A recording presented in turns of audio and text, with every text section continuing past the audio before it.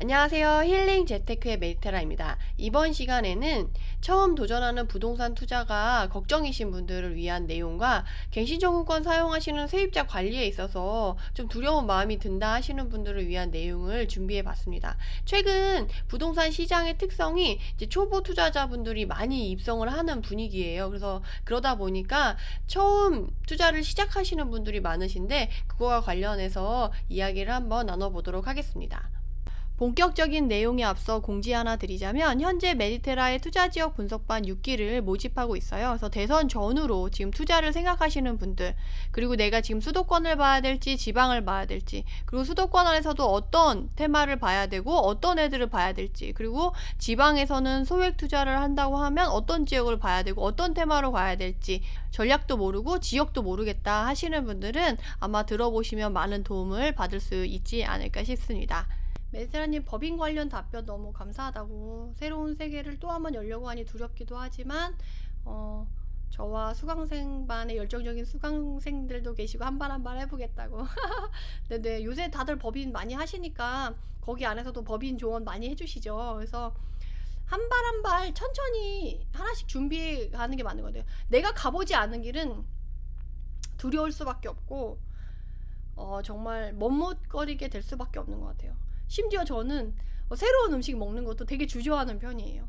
내가 이거 돈 내고 정말 시간 내서 먹었는데 새로운 음식에 도전해서 괜히 돈 버리고 마음 버리고 기분 상하면 더 싫어서 저는 그것도 되게 주저주저 하거든요. 하물며 내 정말 목돈을 들여서 돈을 잃을 수도 있는데 내가 해보지 않은 새로운 세계에 발을 들인다는 건 훨씬 더 불안감과 두려움과 정말 머뭇거림이 생길 수밖에 없거든요. 근데 그게 당연한 거다 생각하고 차분차분 준비하면서 천천히 가시다 보면 어느새 익숙해져 있거든요. 운전도 그런 것처럼 어느 순간 익숙해져 있으니까 조금씩 해보시면 너무 좋을 것 같아요. 명의 다 썼다고 하시는 분들은 개인 명의를 몇 개까지 투자하시나요? 그러니까 몇 개가 아니고 공시지가 6억을 채웠냐 안 채웠냐로 얘기를 하시는 거예요. 명의를 다 썼다고 하는 분들은 공시지가 6억 이상을 6억까지 채웠다 그럼 명의 다 썼다라고 얘기하는 거예요. 투자할 때 임장은 몇 번 정도가 적당한가요? 저는 확신이 부족해서 그런지 임장을 너무 많이 하는 것 같아요. 이건 너무 좋은 건데요. 저는 20번 30번도 간 적이 있어요. 근데 한 지역을 그렇게 한번 쫙 파면 그게 이제 다른 지역도 적용할 수 있는 상황이 돼서 우선 한 지역을 깃발 꽂을 때까지 확신이 들 때까지 쫙 가보는 게 좋아요. 그래서 투자를 하실 때는 깃발을 꽂을 때까지 그 지역 하나만 파야지 여기 좋다 그래서 여기로 옮기고 여기 좋다 그래서 여기로 옮기고 이러면 수박 겉핥기만 돼서 결국 투자는 못하고 시간 들이고 노력 몸 버리고 마음 버리고 막 이렇게 되거든요. 그래서 제가 강조드리고 싶은 건 확신이 안 된다, 그리고 내가 투자를 못하고 있다 그러면 내가 첫 번째 투자를 할 때까지 깃발을 꽂을 때까지는 그 지역만 가셔야 돼요. 그래야지만 결과가 나온다라고 말씀을 드릴 수가 있습니다. 그래서 임장은 몇 번 정도가 너무 적게 가셔서 3번 이상은 가라고 말씀드리지 너무 많이 갔는데 가지 마세요 이러진 않아요. 그러니까 많이 가보시는 건 나쁘지 않다. 그리고 계속 가다 보면 어느 순간 저는 그 대로변의 시세랑 그 단지가 다 눈에 보이더라고요. 너무 많이 가니까. 그렇게 되면 어느 순간 확신이 들고, 그러니까 확실하게 내가 알지는 못하겠지만 여기 괜찮은데? 여기 괜찮아도 내가 마음 편하게 갈 수 있을 것 같은데? 그런 느낌이 와요. 임장을 계속 가다 보면. 그래서 그렇게 좀 가시는 것도 나쁘지 않다라고 말씀드릴 수가 있고, 갱신 청구 관련해서 세입자한테 대인 적이 있어서 공시지가 1억 공실 사서 법인 단타하면 어떨까 하는데 가성비 없는 투자일까요? 세입자에 대한 공포증이 있는 것 같아요. 정말 세입자와는 저도 워낙에 이제 좀 좋은 분들만 드리고 성향이 비슷하신 분들이 많이 오시더라고요. 근데 간혹 정말 예상 외의 행동을 보이시는 세입자분들이 계세요. 그래서 투자를 하면서 상처를 정말 1도 안 받을 수는 없거든요. 근데 투자를 하다 보면 내공도 들고 한번 되었다고 해서 모든 사람들이 앞으로 다 그럴 거다라고 생각하실 필요는 없어요.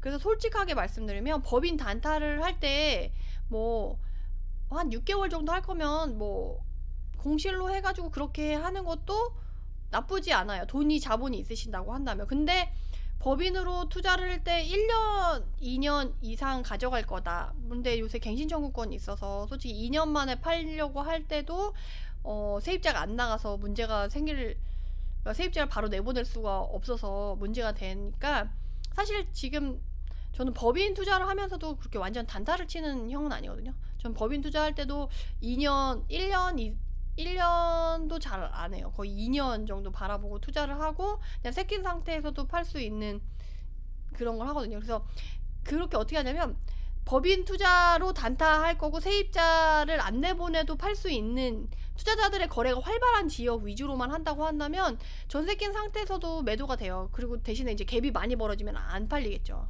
그래서 그런 것들을 좀 생각해서 하면 사실 법인끼리 막 이렇게 하는데도 갭이 벌어지면 또 법인이 안 사가니까 그런 문제가 있긴 한데 결국 결정해야 될 것 같아요. 내가 세입자한테 뒤어서 단타를 할 거다라고 한다면 공실로 둬서 투자를 하는 거고 아니라 괜찮다라고 한다면 저는 보통 2년에서 4년 정도까지 생각하고 법인 투자하기도 하거든요. 그거까지 생각해서 종부세 이런 것까지 다 생각해서 가성비는 좀 떨어지지만 수익이 나올 것 같다라고 하면 가져가고 하는 식으로 지금 법인도 다 전 그렇게 운영을 하고 있어요. 그래서 너무 세입자에 대해서 공포는 갖지 마시고 법인을 투자했을 때 어떤 게 유리할까 그것만 생각하시면 좋을 것 같아요. 그리고 자본을 얼마나 효율성 있게 활용하느냐에 따라서 본인의 자산 증식 속도가 달라져요. 그래서 내가 만약에 처음이고 잘 못해서 내가 그렇게라도 해야지 투자를 할 수 있을 것 같다라고 하면 자본을 조금 가성비 떨어지게 움직이더라도 그렇게 가져가시고 그렇지 않고 난 괜찮다라고 하면 가성비 좋게 가져가는 것도 좋죠. 솔직히 투자하면서 가성비 너무 떨어지게 투자하는 건 저는 솔직히 투자자가 아니고 일반인이 가깝다라고 자주 말씀을 드리긴 하는데 투자자도 사람이잖아요. 그래서 내가 너무 힘들지 않은 범위 내에서 이것도 다 먹고 살자고 하는 건데 행복하자고 하는 건데 내가 불행하면서까지 투자를 하실 필요는 없다고 저는 생각이 들거든요. 그래서 내가 마음이 추스러질 수 있는 선까지는 돈으로 해결된다고 하면 뭐 그까짓 거 가성비 좀 떨어지면 어때요? 내가 투자를 오래 해나갈 수 있게끔 마음을 단련할 때까지의 드는 그냥 비용이다라고 생각을 하면 되는 거죠. 그게 결국 기회비용이 되는 거죠. 그래서 저는 투자를 안정적으로 오래 하는 게 더 중요하다고 생각하거든요. 그래서 내가 가성비를 더 따져서 할 건지 아니면 오래 투자하면서 좀 마음을 이렇게 다독이면서 단타로 할 건지 그거는 이제 본인한테 스스로한테 물어봐서 죄송합니다. 본인한테 맞는 투자를 이어가시면 될 것 같아요. 근데 이게 어떻게 보면 제가 하세요. 이렇게 하지 마세요. 이렇게 하세요. 이렇게 딱 해주면 되게 좋겠다라고 생각을 하실 수가 있는데 결국에는 제가 어떻게 말씀을 드려도 본인 성향에 따라서 이제 선택이 달라질 수밖에 없고 마음이 무거워질 수밖에 없어요. 왜냐면 제가 그래도 가성비 안 나오니까 무조건 세입자 넣어야 되고 세입자랑 싸우고 뭐 이렇게 하세요라고 얘기를 한다고 하더라도 본인이 그게 성향이 안 맞고 힘들다고 한다면 투자가 이어지지가 않거든요. 그래서 전 투자를 할 때 무엇보다 제일 중요한 건 본인의 투자 성향을 알고 본인한테 맞는 투자 방법과 오래 할 수 있는 방법을 찾아가면서 그걸 꾸준히 이어가는 거라고 저는 생각을 하거든요. 그래서 뭐 전문가가 이렇게 하는 게 맞아요 라고 하는 게 다 맞진 않아요. 그게 본인의 성향이 다르고 상황이 다른데 어떻게 그게 100% 맞겠어요. 다만 가성비 좋게 가져가려고 하면 물론 자본이 세입자를 넣고 움직이는 게 맞죠. 근데 가성비나 자본보다 내가 오래 투자할 수 있고 내 마음 다독이는 게 더 중요하냐 아니냐를 한번 스스로에게 물어보세요. 그래서 저는 제가 마음에 너무 불안하고 그렇다 그러면 저는 자본을 쓸 것 같아요. 또 그런 면이라고 한다면. 그래서 그런 거를 한번